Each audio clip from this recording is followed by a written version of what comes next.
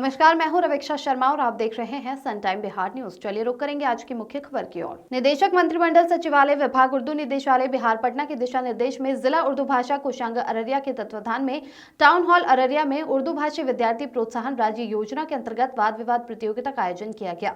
प्रतियोगिता का उद्घाटन जिला भू अर्जन पदाधिकारी अररिया श्री वसीम अहमद एवं उपस्थित अतिथियों ने संयुक्त रूप से दीप प्रज्वलित कर किया। इस प्रतियोगिता का आयोजन 3 वर्ग समूह में किया गया। मैट्रिक समकक्ष वर्ग समूह में कुल 48 विद्यार्थियों ने भाग लिया, जिसमें उजमा पिता मुसफ्फिर ने प्रथम, मिजबा सानिया, सलीहा एवं गुफरान ने संयुक्त रूप से द्वितीय एवं शिरीन आरजू, उकाब सानिया, सानिया परवीन एवं नदीम अख्तर ने संयुक्त रूप से तृतीय स्थान प्राप्त किया।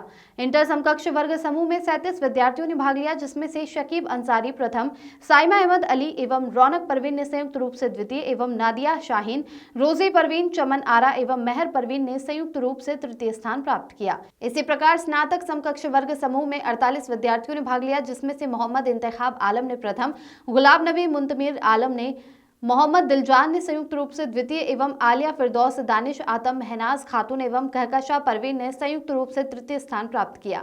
सभी सफल प्रतिभागियों को मेडल एवं प्रशस्ति पत्र से सम्मानित किया गया। साथ ही उनकी पुरस्कार राशि उनके बैंक अकाउंट में हस्तांतरित की जाएगी। मासूम राजा की रिपोर्ट। तो इंसानियत का जो पहलू है वो तालीम सिखाता है। जब तालीम याफ्ता नहीं रहेंगे तो हम इंसानियत नहीं सीख सकते।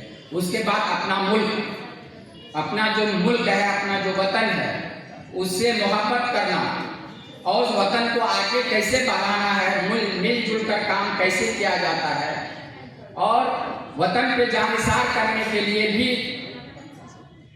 बुजुर्गों ने कहा है और हदीस में आया है ये बात कि अपना मुल्क और कौम के साथ मुल्क की कैसे हम अपने मादरी वतन की कैसे हिफाजत करें, उसका कैसे नाम रोशन करें, ये तालीम से ही आ सकता है। तो ये बहुत ही अच्छा मौजू है और मैं तो पूरा इस प्रोग्राम में बैठता, लेकिन मजबूरियत इतनी है और भी डीएम साहब भी आते इस प्रोग्राम में, लेकिन डीएम साहब की थोड़ी तबीयत नासाज आज हो गई और कुछ प्रोग्राम होने वाला है, तो उसके वजह से और भी जो अफसरान हैं वो दूसरे मशगूलियात में हैं, वो नहीं आ सके। ज़िला एडमिनिस्ट्रेशन की तरफ से मैं आया हूँ और सभी लोगों का तहे दिल से शुक्रिया अदा करता हूँ कि इतना खूबसूरत प्रोग्राम आप लोगों ने यहाँ पे मुनाकिद किया है और जज साहिबान लोग यहाँ पे सभी बच्चों की बात सुन रहे हैं और वो इंसाफ करेंगे। और जो बच्चे इनाम नहीं जीत पाएंगे उनको भी हतोत्साहित नहीं होना है, उनको भी डिस्करेज नहीं होना है। वो अगले बार इंशाल्लाह जरूर जीतेंगे। जो इस बार नहीं जीते हैं वो अगले बार जीतेंगे। मेहनत करेंगे, चूंकि हर नाकामी कामयाबी की बुनियाद होती है। जब आदमी को ठोकर लगता है तब वो संभलता है और अच्छे से तैयारी करके आगे बढ़ता है। ठीक है, तो सभी लोगों का बहुत बहुत शुक्रिया। इस प्रोग्राम में मुझे बुलाने के लिए भी शुक्रिया।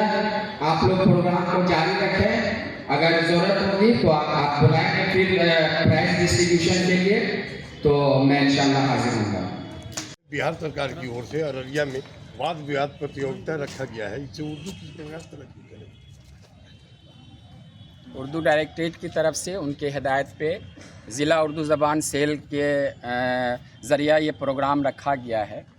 इसमें यह है कि बच्चों की हौसला अफजाई हो और ख़ासकर उर्दू दां बच्चों की हौसला अफजाई हो, ताकि वो समाज में, कौम में और मुल्क के लिए कैसे मुल्क की तरक्की में अपना किरदार निभाएं।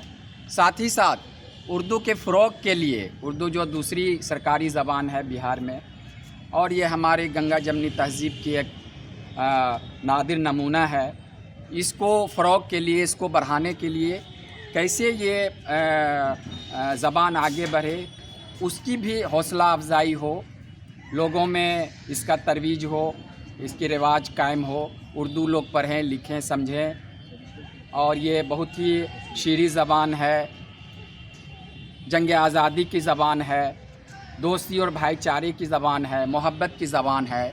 ये बात लोगों तक पहुंचाया जाए ताकि उर्दू हमारे मुल्क के तरक्की में अपना किरदार निभाए, साथ ही साथ जो किरदार साजी है इंसान की, उर्दूदा तबके की, उसकी किरदार साजी भी हो।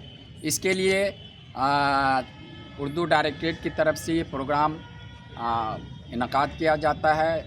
उर्दू ज़बान सेल जो ज़िला में है उसके उर्दू अनुवाद पदाधिकारी एक हैं जो उसके सेल के अभी इंचार्ज हैं।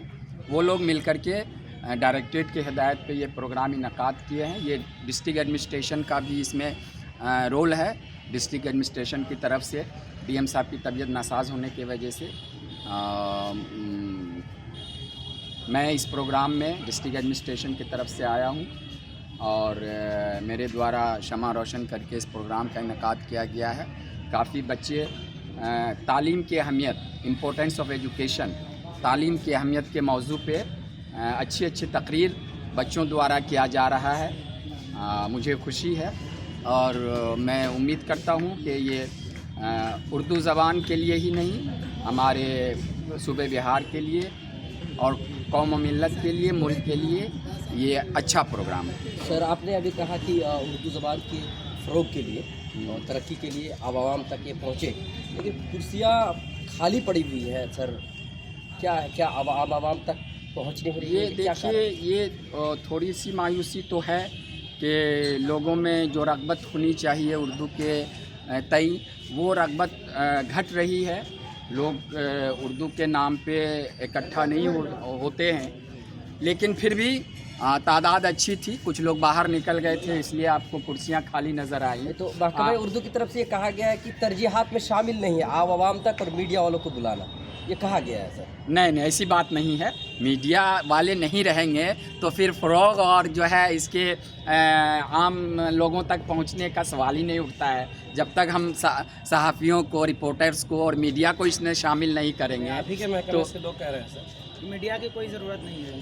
किसने कहा कि मीडिया की ज़रूरत नहीं है? अच्छा चलिए, ऐसी अगर कोई बात हुई है तो उसकी तंबी की जाएगी कि इस तरह के अल्फाज आवाम के बारे में भी और मीडिया कर्मी नहीं सर, इस तरह का मतलब अल्फाज जो अच्छी बात इस तरह के अल्फाज का अगर इस्तेमाल किया गया है कि मीडिया की ज़रूरत नहीं है तो उसकी ज़रूर तंबी की जाएगी। सर, अधिकतर ऑफिस में साइन बोर्ड उर्दू में नहीं लिखा जा रहा है, ये सर हमारे यहाँ आप देखिए कलेक्ट्रेट में तो लिखा हुआ है और हम लोग कोशिश करते हैं और सभी ऑफिसर्स को और सभी ऑफिसर्स को ये हिदायत जारी किए गए हैं, बल्कि ये मंशूर जारी किया गया है कि सभी लोग दूसरी सरकारी ज़बान जो हमारी उर्दू है उसमें भी नाम लिखें। पदाधिकारी हम लोग तो हर ऑफिस में जा रहे हैं। आप ऑफिस में देखिए, ब्लॉक ऑफिस में बीडीओ का भी नाम, ब्लॉक तरक्याती अफसर आपको उर्दू में लिखा हुआ मिलेगा, अंचल अधिकारी का भी नाम लिखा हुआ मिलेगा। हम लोग जहाँ जा रहे हैं वो देख रहे हैं, पा रहे हैं कैसा है। सर, जैसा कि कहा गया कि अभी कुर्सियाँ खाली के बारे में, तो और आपने कहा कि आवाम की दिलचस्पी घटती जा रही है,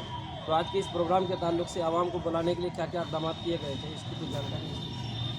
आवाम को बुलाने के लिए चूँकि ये प्रोग्राम जो है आप समझिए बच्चों का प्रोग्राम हौसला अफजाई है, उसके साथ उस स्कूल से जो जिस स्कूल के या जिस ब्लॉक के बच्चे हैं वहाँ से लोगों को आना चाहिए था, लेकिन वहाँ से लोग नहीं आए। अगर आते तो किसी को मना किया जाता, ऐसा तो नहीं है।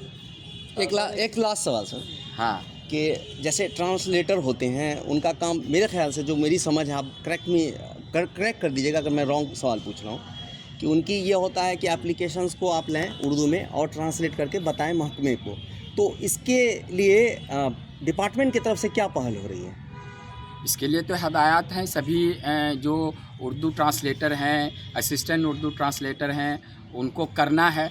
लेकिन चूँकि अवाम की बेदारी में भी आप लोग को भी इस चीज़ को पूरा फैलाना है कि आप उर्दू में दरख्वास्त दें। उर्दू में दरख्वास्त नहीं लोग दे रहे हैं तो वो ट्रांसलेट नहीं कर पा रहे हैं और जब वो खाली रहते हैं तो जो ऑफिसर हैं उनको कुछ न कुछ दूसरा काम दे दिया जाता है। मैंने देखा, ये बात सही आपकी है, कोई नाजिर का काम कर रहे हैं, कोई कलर का काम कर रहे हैं, उर्दू का काम नहीं आ रहे। मैंने इसका दरियाफ्त किया तो कहा कि लोगों ने जो भी दरख्वास्त दी जाती है उसका तो हम लोग तर्जमा कर देते हैं।